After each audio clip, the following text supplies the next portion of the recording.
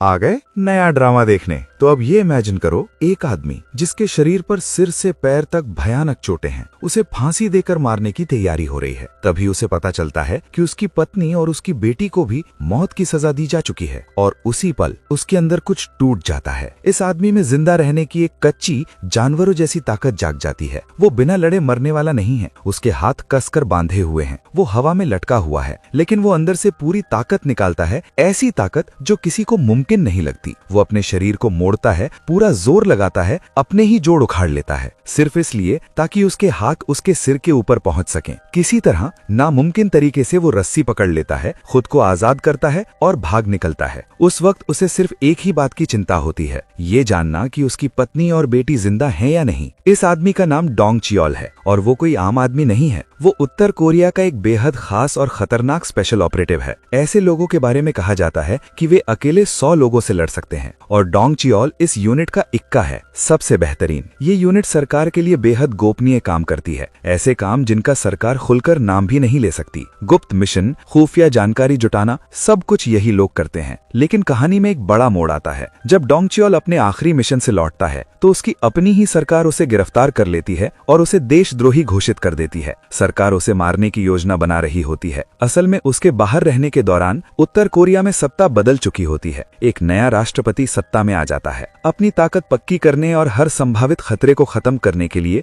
वो चुपचाप उन सभी ऑपरेटिव्स को मरवाने का फैसला करता है जो पुराने नेता के लिए काम करते थे। इसी वजह से अचानक बहुत से उत्तर कोरियाई लोग दक्षिण कोरिया में भागते हुए नजर आने लगे थे। डोंग चियोल पूरी तरह वफादार था। उसके मन में देश छोड़कर भागने का कोई इरादा नहीं था। वो राजनीति का बलिदान बनने को भी तैयार था, लेकिन वो ये कभी स्वीकार नहीं कर सका कि उसकी पत्नी और बेटी को भी देशद्रोही बताकर सरकार ने निशाना बना लिया है। तभी उसने तय कर लिया कि वो चुपचाप मरने वाला नहीं है। उसे मिलिट्री बेस से भागना था, अपने परिवार को ढूंढना था, ये पक्का करना था कि वे सुरक्षित हैं और उसके बाद ही वो शायद वापस जाकर सजा का सामना करता। बाद में कड़ी जांच पड़ताल के जरिए उसे उस जगह का पता चलता है जहां कथित देशद्रोही छिपे हुए थे। जब वो वहां पहुंचता है तो वो जगह एक कत्लेआम बन चुकी होती है। चारों तरफ लाशें पड़ी होती हैं। साफ होता है कि सरकार ने वहां एक हत्या करने वाली टीम भेजी थी। वो घबराहट में हर जगह ढूंढता है और उसे अपनी पत्नी की लाश मिलती है। वो उसे उठाकर पकड़ लेता है, पूरी तरह टूट चुका होता है। जल्दी ही उसे पता चलता है कि सरकार की इस किलिंग टीम का नेतृत्व एक आदमी कर रहा था जिसका नाम ग्वांगजो है। और हैरानी की बात यह है कि ग्वांगजो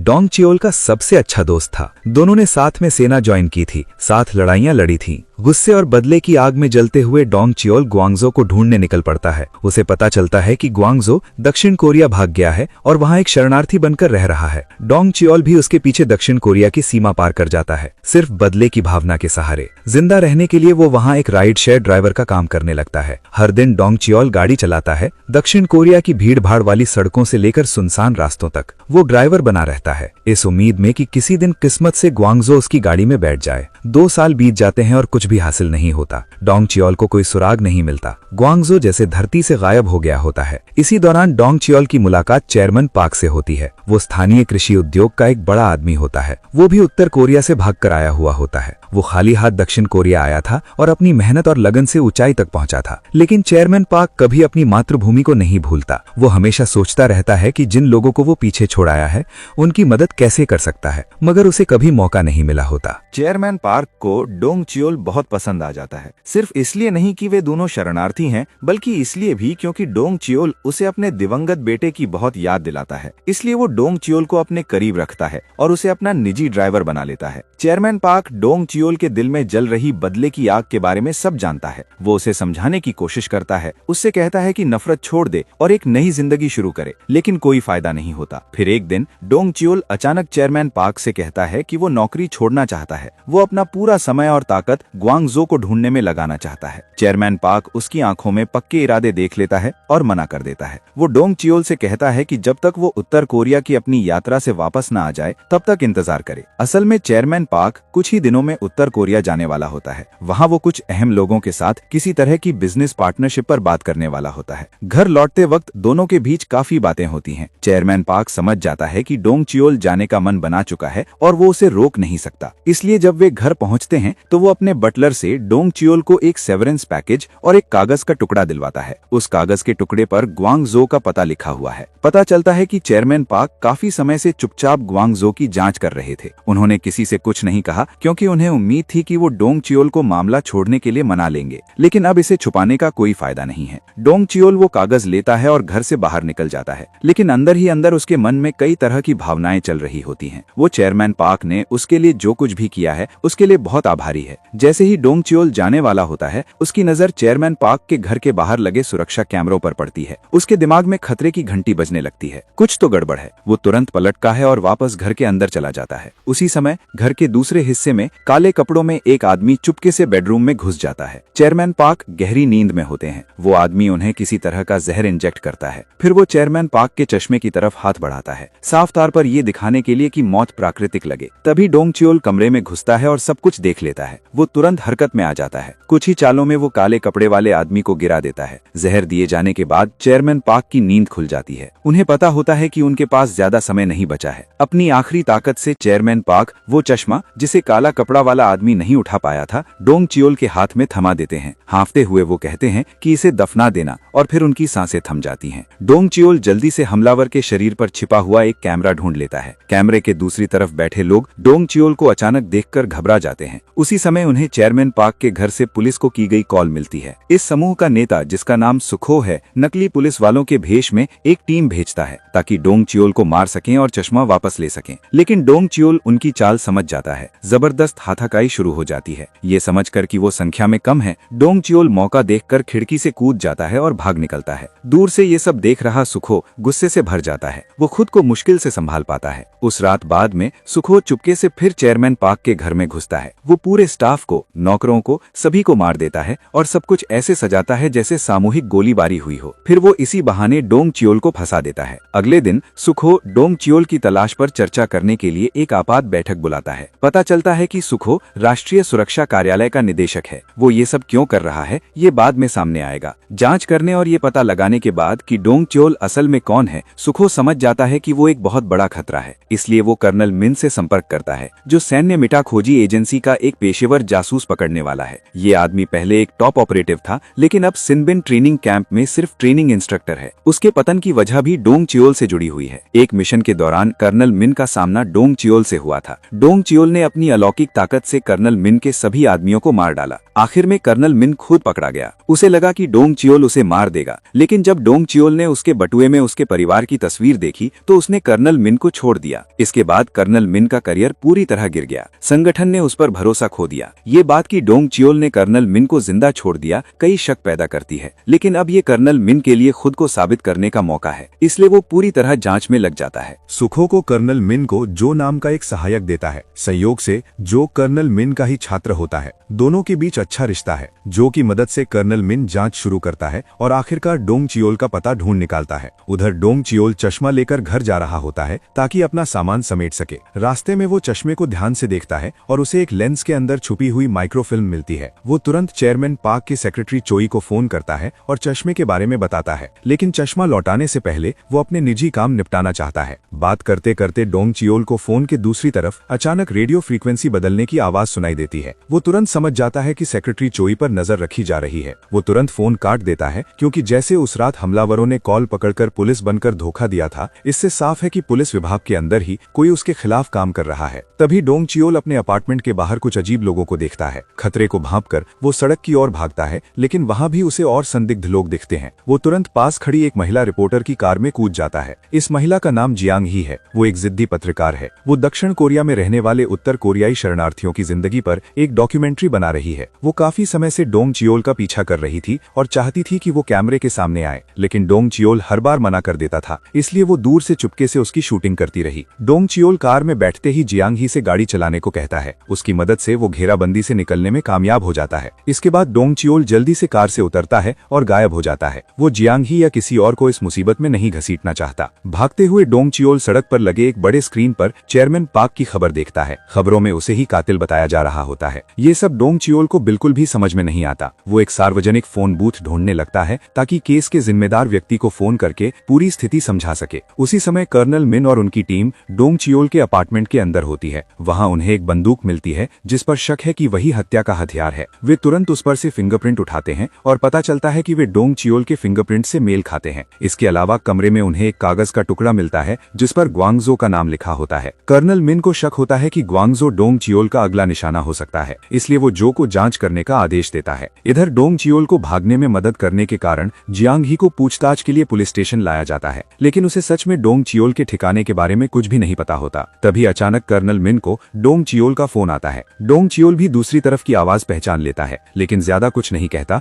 वो सिर्फ इतना बताता है कि चेयरमैन पार्क का असली कातिल कोई और है और ये लोग चश्मा चुराना चाहते थे। वो ये भी कहता है कि चेयरमैन पार्क की मौत गोली लगने से नहीं बल्कि जहर का इंजेक्शन देने से हुई थी। डोंग चियोल कर्नल मिन से कहता है कि वो लाश की ठीक से जांच करे। फिर वो बताता है कि वो ग्वांगजो के घर जा रहा है और कर्नल मिन से कहता है कि वहां आकर उसकी लाश उठाए और चश्मा ले जाए। इतना कहकर वो फोन काट देता है। कर्नल मिन को डोंग चियोल की बातों पर पूरा भरोसा नहीं होता, लेकिन फिर भी वो ग्वांगजो की लोकेशन की जांच करता है और अपने आदमियों को वहां भेज देता है। उधर सुकहो को जब पता चलता है कि डोंग चियोल ग्वांगजो के पीछे जा रहा है तो वो तुरंत आसपास मौजूद हथियारों को घात लगाने का आदेश देता है। वो किसी भी कीमत पर डोंग चियोल को मारना और चश्मा वापस पाना चाहता है। इसी बीच डोंग चियोल चुपके से ग्वांगजो के घर में घुस जाता है। अपने दुश्मन को सामने देखकर वो गुस्से से भर जाता है और तुरंत उसे मारना चाहता है, लेकिन उससे पहले उसके पास एक सवाल होता है। वो पूछता है कि मरने से पहले उसकी पत्नी ने क्या कहा था। ग्वांगजो कुछ नहीं बोलता। वो चुपचाप एक पेन उठाता है और अपने हाथ पर कुछ लिखता है। तुम्हारी बेटी अभी जिंदा है। ये जानकर कि जिस बेटी को उसने कभी देखा भी नहीं वो जिंदा है, डोंग चियोल भावनाओं से भर जाता है। वो तुरंत पूछता है कि उसकी बेटी कहाँ है। तभी बाहर मौजूद हत्यारे हमला कर देते हैं और घर में अफरा तफरी मच जाती है। डोंग चियोल को मजबूरी में सोफे के नीचे छिपना पड़ता है। इस अफरा तफरी का फायदा उठाकर ग्वांगजो भाग निकलता है। ये देखकर डोंग चियोल एक पल भी नहीं सोचता और उसका पीछा करने लगता है। कर्नल मिन के आदमी पूरे अपार्टमेंट बिल्डिंग को घेर लेते हैं। डोंग चियोल ग्वांगजो का पीछा करते हुए एक शॉपिंग मॉल तक पहुंचता है, लेकिन वहां बहुत भीड़ होती है। आखिरकार ग्वांगजो फिर भी भागने में कामयाब हो जाता है। डोंग चियोल को ये उम्मीद नहीं होती कि हत्यारे भी उसके पीछे लगे हुए हैं। किस्मत से उसके पास असाधारण ताकत और कौशल होते हैं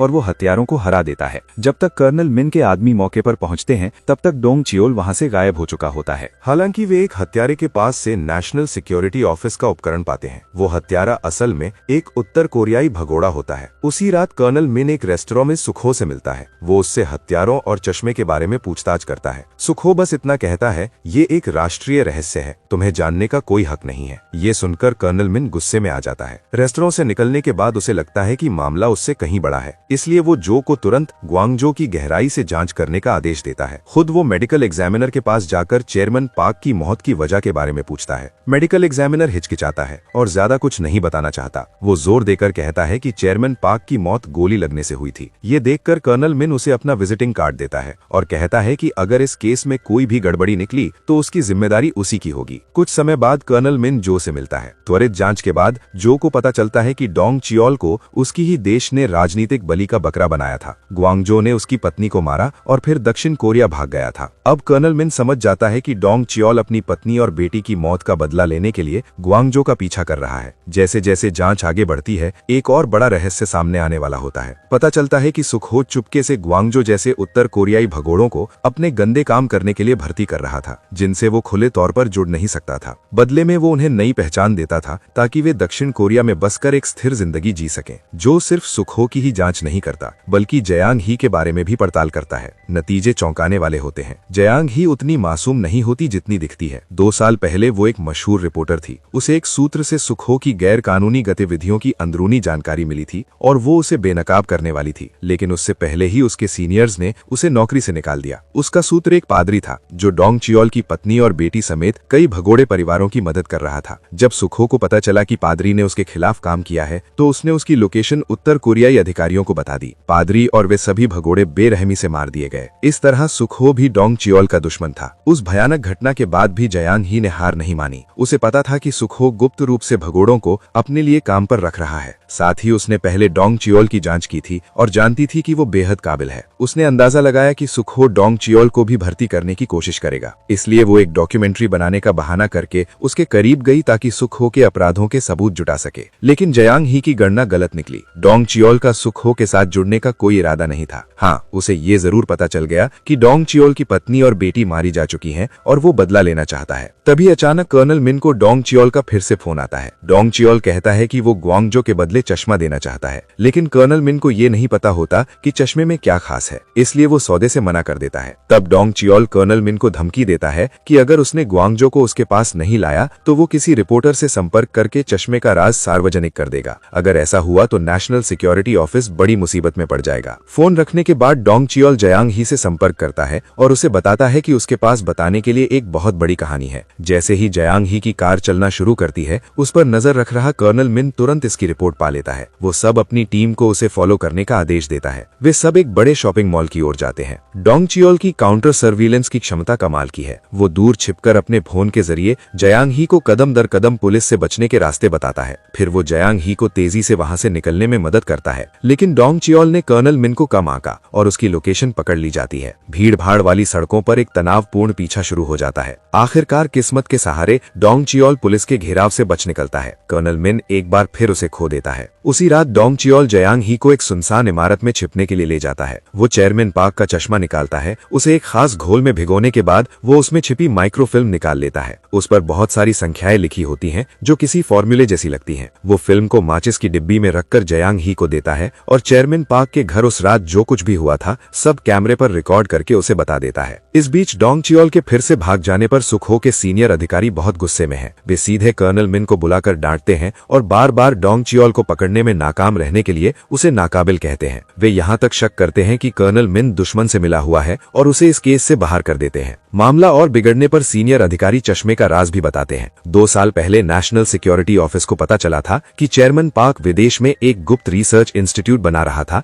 जहां एक नए तरह के केमिकल हथियार पर काम हो रहा था। वो हथियार एक साथ कई हाइड्रोजन बमों जितना खतरनाक था और उसका फॉर्मूला चेयरमैन पार्क के चश्मे में छिपा था। जब नेशनल सिक्योरिटी ऑफिस को पता चला कि चेयरमैन पार्क नॉर्थ कोरिया जाने वाला है तो उन्हें डर था कि ये फॉर्मूला दुश्मन के हाथ लग सकता है, इसलिए उन्होंने चुपके से सुखो को निगरानी के लिए लगाया। हालांकि नेशनल सिक्योरिटी ऑफिस कर्नल मिन को एक मिलिट्री इंटेलिजेंस अधिकारी होने के कारण इस केस में शामिल नहीं होने देता, फिर भी उसे नॉर्थ कोरियन एजेंट्स की जांच करने का अधिकार है, इसलिए वो डोंग चियोल का पीछा करना नहीं छोड़ता। कुछ ही समय बाद मेडिकल एग्जामिनर अब और सहन नहीं कर पाता और कर्नल मिन से मिलने की मांग करता है। वो सच्चाई बताता है कि चेयरमैन पार्क की असली मौत का कारण जहर था। भले ही हत्या के हथियार पर डोंग चियोल के फिंगरप्रिंट्स थे, लेकिन चेयरमैन पार्क के शरीर से निकली गोली पर उसके फिंगरप्रिंट्स नहीं थे। इसका मतलब असली कातिल कोई और है। कर्नल मिन का पहला शक सुखो पर जाता है, जो उस रात वहां निगरानी कर रहा था। वो जो को फोन करता है और उससे सुखो के फिंगरप्रिंट और उसकी सारी कॉल डिटेल्स इकट्ठा करने को कहता है। गुरु शिष्य के रिश्ते के कारण जो आखिरकार मान जाता है। इसी बीच गश्ती पुलिस को अचानक वो कार मिल जाती है जिससे डोंग चियोल भागा था। कर्नल मिन के केस से हटते ही सुखो के पास पूरा कंट्रोल आ जाता है। खबर मिलते ही वो पुलिस को डोंग चियोल को गिरफ्तार करने भेज देता है, लेकिन छुपकर वो ग्वांगजो और एक दूसरे भगोड़े को पहले ही डोंग चियोल के ठिकाने पर फॉर्मूला लाने के लिए भेज देता है, जो ये सब सुन लेता है और चुपके से कर्नल मिन को खबर दे देता है। पल भर में 3 अलग अलग ताकतें डोंग चियोल की ओर बढ़ रही होती हैं। उसी समय डोंग चियोल बाहर एक पब्लिक फोन से नेशनल सिक्योरिटी ऑफिस को कॉल कर रहा होता है। फोन सुखो उठाता है। सुखो घमंड से कहता है कि ग्वांगजो अभी चश्मा लेने आ रहा है और उसे बस इंतजार करना चाहिए। डोंग चियोल को कुछ गलत लगने लगता है। वो फोन पटक देता है और जियांग ही के पास भागता है, लेकिन देर हो चुकी होती है। जियांग ही बेहोश पड़ी होती है। दूसरा भगोड़ा माचिस की डिब्बी जिसमें माइक्रोफिल्म थी लेकर भाग चुका होता है। वहां सिर्फ ग्वांगजो बचा होता है, जो सभी गवाहों को खत्म करने के लिए तैयार है। नाजुक पल में डोंग चियोल वहां पहुंच जाता है। वो झपटकर ग्वांगजो को जमीन पर गिरा देता है। उसके अंदर भरी सारी नफरत इस पल बाहर आ जाती है। वो लगातार खतरनाक घूंसे मारता है, जानलेवा हमले करता है और आज ग्वांगजो को खत्म करने पर तुला होता है। लेकिन ग्वांगजो कोई साधारण इंसान नहीं है। वो डोंग चियोल के हर वार का जवाब देता है। दोनों के बीच जबरदस्त लड़ाई होती है। आखिर में डोंग चियोल थोड़ा ज्यादा ताकतवर साबित होता है और ग्वांगजो हाफने लगता है। डोंग चियोल उससे अपनी बेटी की जगह पूछता रहता है। तब ग्वांगजो उस दिन की सच्चाई बताता है। सरकार ने गद्दारों को खत्म करने के लिए 2 एजेंट भेजे थे। जब ग्वांगजो ने डोंग चियोल की पत्नी और बेटी को देखा तो वो उन्हें मार नहीं पाया और छोड़ देना चाहता था, लेकिन दूसरा एजेंट बेपरवाह होकर घर में अंधाधुंध गोलियां चलाने लगा। ग्वांगजो ने किसी तरह उसे गोली मार दी, लेकिन तब तक घर में मौजूद सभी लोग मारे जा चुके थे। सिर्फ डोंग चियोल की बेटी जिंदा बची थी। बाद में वो साउथ कोरिया भाग गई और सुखो पर निर्भर हो गई। लेकिन सुखो ने डोंग चियोल की बेटी को मानव तस्करों को बेच दिया, इसलिए अब उसे नहीं पता कि डोंग चियोल की बेटी कहाँ है। ये कहकर वो अपनी आखिरी सांस लेता है और मर जाता है। इसके तुरंत बाद डोंग चियोल जियांग ही को होश में लाता है और उसे वहां से निकालने की कोशिश करता है, लेकिन तब तक पुलिस उस जगह को चारों तरफ से घेर चुकी होती है। हालात को देखते हुए डोंग चियोल तुरंत खिड़की से कूद जाता है ताकि जियांग ही उसे देख न सके। अब उसके पास कोई और रास्ता नहीं बचता, इसलिए वो भागता है और जानबूझकर पुलिस का ध्यान अपनी तरफ खींचता है। पुलिस की घेराबंदी से बचने की पूरी कोशिश के बावजूद वो नदी के पास घिर जाता है। आखिरकार डोंग चियोल को नदी में कूदना ही पड़ता है और इसी तरह वो खतरे से बच निकलता है। इस बीच जैसे ही जियांग ही वहां से जाने वाली होती है, कर्नल मिन ठीक समय पर पहुंच जाते हैं। जब उन्हें पता चलता है कि फॉर्मूला नेशनल सिक्योरिटी ऑफिस ने ले लिया है तो वो समझ जाते हैं कि ये फिर से सुखो का ही काम है। अच्छी बात ये होती है कि जियांग ही के कैमरे में फॉर्मूले की तस्वीर रिकॉर्ड हो चुकी होती है। कर्नल मिन उसे सच्चाई सामने लाने के लिए साथ ले जाना चाहते हैं। दोनों ये जानने के लिए एक लैब जाने की तैयारी करते हैं कि ये फॉर्मूला असल में है क्या। रास्ते में कर्नल मिन को जो से फोन आता है। सुखो के कॉल रिकॉर्ड की जांच करके जो को पता चलता है कि हाल ही में सुखो का मिडिल ईस्ट के हथियारों के सौदागरों से